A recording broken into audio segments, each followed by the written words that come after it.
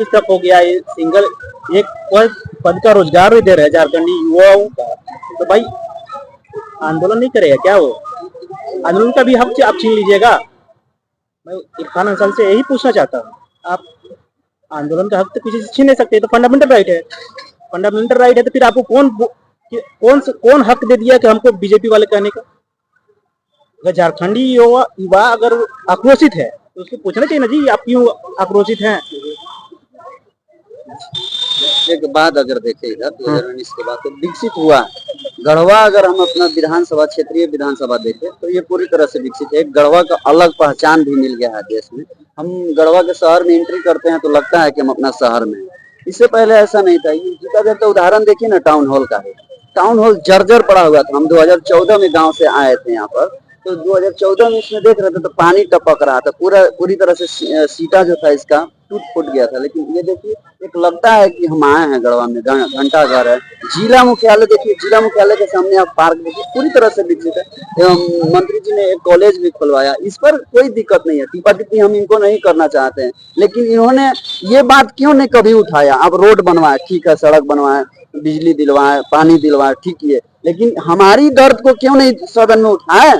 इस बात पर तो हमको दर्द है। हम एतराज है आपसे मंत्री जी, साफ कहना चाहते हैं कि आप विधानसभा में बतवा कबो काहे नहीं कहे कि युवाओं को भी रोजगार दीजिए मुख्यमंत्री महोदय, नहीं तो लताड़ के फेंक देगा हमको बंगाल की खाड़ी में ले जाकर के। झारखंड के युवा यहाँ जंगल जल और जंगल जमीन के कंदमूल खाया हुआ लोग है झारखंड के वासी, उठा के सब पटकेंगे ले जाकर के सोन नदी में ना, कि फिर आ नहीं पाएंगे इधर। पूरे सरकार, झारखंड सरकार को पूरी तरह से यहाँ के युवा उखाड़ के फेंकने की कगार पर है, फेंक देगी। आप चुनाव देखिएगा परिणाम के दिन किस तरीका से झारखंड सरकार पूरी तरह से विफल होती है। हमारे साथ खिला है 14-15 युवाओं को जान ले ली एक्साइज कांस्टेबल के, उतनी भरी गर्मी में दौड़ा करके 15 युवाओं को जान लिया है हेमंत सोरेन ने। ये कहाँ जाएगा? हमारी माँ बहनें रो रही हैं, किसी का भाई उजड़ गया, किसी का बेटा नहीं रहा घर पर, आज कहाँ जाएंगे ये लोग? अब अपना वाहवाही लूट रहे हैं 1000 रुपया बांट करके। ये इसका परिणाम भुगतना पड़ेगा हेमंत सोरेन को। जैसे क्षेत्रीय मुद्दा भी जो है गढ़वा का, क्षेत्रीय मुद्दा क्या है जो अभी तक मतलब गढ़वा में नहीं हो पाया और होना चाहिए था? 2-3 चीजें हैं। जैसे कि स्वास्थ्य के क्षेत्र में बोलिएगा तो अभी फिलहाल मैं देखता हूँ, जैसे कहीं भी एक्सीडेंट होता है तो आप फोन लगाइएगा एम्बुलेंस को, वो कम से कम एक्सीडेंट के 1 घंटे बाद आता है। एम्बुलेंस का मुद्दा बहुत बड़ा मुद्दा है ना। दूसरी चीज कि जो ग्रामीण के क्षेत्रों में पानी की व्यवस्था अभी भी नहीं है। अभी भी लोग कुआं से पीते हैं, हैंडपंप से पीते हैं, नदी से पी रहे हैं। क्योंकि जो हमारे मंत्री है फिलहाल, वो जो है पेयजल मंत्री भी है। जो सरकार की महत्वाकांक्षी योजना थी हर घर नल योजना, वो विफल है। अभी ग्रामीण क्षेत्र में आप जाइएगा तो आप पानी, आपको शुद्ध पानी नहीं मिलेगा। शुद्ध पानी नहीं पीने के चलते बहुत सारे बीमारियां हो रहे हैं ग्रामीण क्षेत्रों में। इसके बाद ग्रामीण क्षेत्रों में बेरोजगारी बहुत है। अब जो मनरेगा की योजनाएं जो चल रही थी, मनरेगा का दुर्भाग्य ये है कि उसमें जेसीबी का यूज हो रहा है। जो मनरेगा में 100 दिन की रोजगार की गारंटी दिया जाता था, लेकिन उसमें देखिए आपको एक रात में ही चोरी छुपे जेसीबी से काम करवा करके पूरे योजना को निपटा दिया जाता है। और फर्जी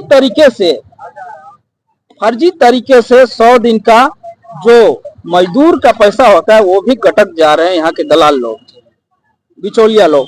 ये जो बहुत ज्वलंत मुद्दा है, रोजगार का सबसे बड़ा अभाव है। मैं चाहता हूँ जो क्षेत्रीय मंत्री हैं तो उनसे मैं चाहूंगा, या फिर आगे भी जिनकी भी सरकार बने, मैं चाहूंगा क्षेत्रीय स्तर पर जिस चीज की अवेलेबिलिटी है, जैसे हमारे यहाँ आलू की उत्पादन ज्यादा हो रही है, तो आलू से रिलेटेड जो भी संबंधित बनती है, चिप्स वगैरह जो बनती है, उसके संबंधित लघु उद्योग, कुटीर उद्योग लगा करके रोजगार सृजन हो सकता है।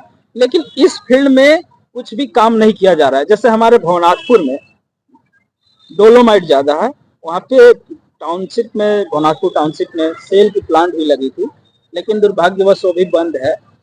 और यहाँ पे चूना पत्थर की अवेलेबिलिटी है जपला में, जहाँ पे सीमेंट बनता था, वो भी बंद है। तो हमारे क्षेत्र में देखिए पलामू प्रमंडल में एक भी कोई उद्योग नहीं है, अब रोजगार के लिए लोगों को पलायन करना पड़ रहा है। आए दिन देखिए लोग दुर्भाग्य होकर के कुछ न कुछ एक्सीडेंट होकर के आ रहे हैं, और ये दुर्भाग्य है यहाँ की जो पढ़े लिखे युवा हैं दूसरे राज्यों में जाकर के अपना योगदान दे रहे हैं, और झारखंड में अपना परिवार से दूर रह करके वो कष्ट झेल रहे हैं, किसी तरह अपना भरण पोषण कर रहे हैं।